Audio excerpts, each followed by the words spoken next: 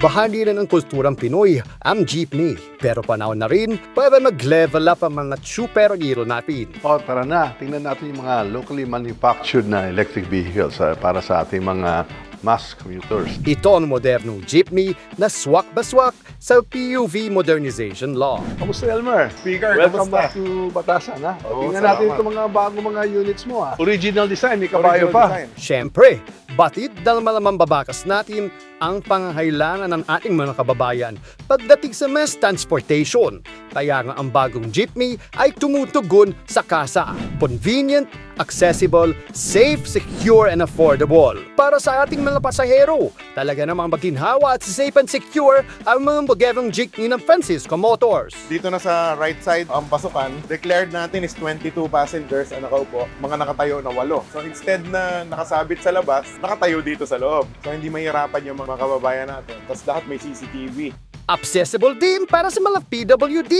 At para naman sa ating mga tsuper at operator, gagawin ng ating kongreso na affordable ang modernong jeepney. Saan mo na tutulungan natin kayo habang nandito po sa Kongreso, ayayain ko ng mga kongresista na suportahan natin ng mga initiatives ng modernization dito, lalo na sa mga incentives. Gagawin natin posible itong presyo ng, para sa mga ng operators na abot kaya. Tama, kasi kapag makakuha natin yung mga incentives na nire-request natin mula sa gobyerno natin, mababawasan ng 1 milyon ang presyo ng ating mga jeepney.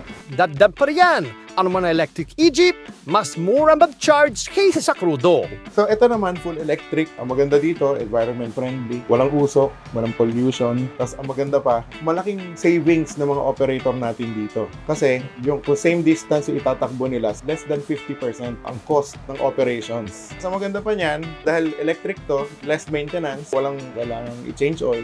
Maganda rin ito, IP67 siya. Ibig sabihin, maski malubog sa baha, okay lang, walang problema. Pwede yan, parang submarine. Ha? Pwede.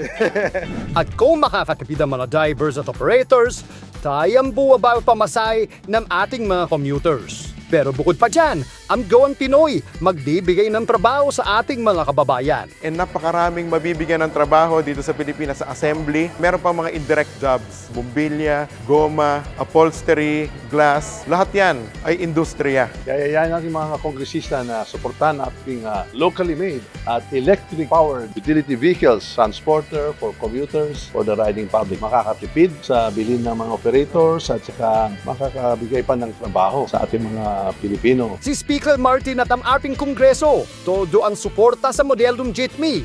Yan ay para sa mga tsuper, mga operators, at syempre, para sa kapahanan ng ating mga pasahero. Maraming salamat po. Thank you. Salamat po sa suportan mo. All out support.